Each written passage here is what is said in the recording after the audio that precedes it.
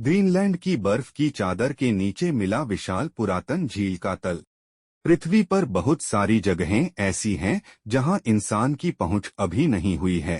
इनमें से कई में इतिहास के रहस्य भी छिपे हुए हैं। वैज्ञानिकों ने हाल ही में ऐसी ही जगह के बारे में पता लगाया है जहां तक वह अभी नहीं पहुंच सका है और न ही निकट भविष्य में वहां तक पहुंच सका है। उन्हें सैटेलाइट से उत्तर पश्चिम ग्रीनलैंड की बर्फ की चादर आइस कैप के नीचे एक विशाल पुरातन झील एंशिएंट लेक बेड के अवशेषों का पता चला है। इस तरह की दुनिया पहली जगह है जो ग्लेशियर के नीचे खोजी गई है। यह झील उस समय की है जब इस इलाके में बर्फ नहीं हुआ करती थी, लेकिन आज यह पूरी तरह बर्फ से ढका क्षेत्र है।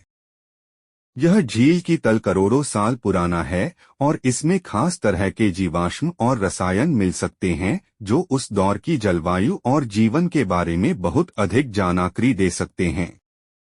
साइंटिस्ट्स को लगता है कि इस इलाके की महत्वपूर्ण जानकारी से यह भी पता चल सकता है कि जब जलवायु गर्म होगी तब ग्रीनलैंड की बर्फ की चादर का क्या प्रभाव हो सकता है। इस लिहाज से कई शोधकर्ताओं के लिए यहां खुदाई करने की इच्छा हो रही है। इस खोज के बारे में हुआ शोध earth and planetary science letters journal में प्रकाशित हुआ है। इस अध्ययन के प्रमुख लेखक और कोलंबिया यूनिवर्सिटी की लैमोंट डोहर्टी अर्थ वेधशाला के पोस्ट डॉक्टोरल शोधकर्ता गे पैक्समैन ने बताया, ऐसे भूभाग में जहां यह इलाका पूरी तरह से छिपा हुआ और दुर्गम है, यह एक बहुत अहम जानकारी हो सकती है। हम यह जानने की कोशिश कर रहे हैं कि ग्रीनलैंड की बर्फ की चादर ने इतिहास में कैसा बर्ताव किया था। अगर हम यह जानना चाहते हैं कि यह चादर भविष्य के दशकों में कैसा बर्ताव करेगी तो यह बहुत अहम है। उल्लेखनीय है कि ग्रीनलैंड की बर्फ की चादर ग्लोबल वार्मिंग के कारण तेजी से पिघल रही है। इसकी बर्फ में इतना पानी है कि यह वैश्विक समुद्र जल का स्तर 24 फुट ऊंचा कर सकता है। शोधकर्ताओं ने हवाई जियोफिजिकल उपकरणों से मिले आंकड़ों के आधार पर इस झील के तल का नक्शा बनाया। ये उपकरण बर्फ के नीचे तक संकेत भेज सकते हैं और सतह के नीचे के भूगर्भीय संरचना की तस्वीर हासिल कर सकते हैं।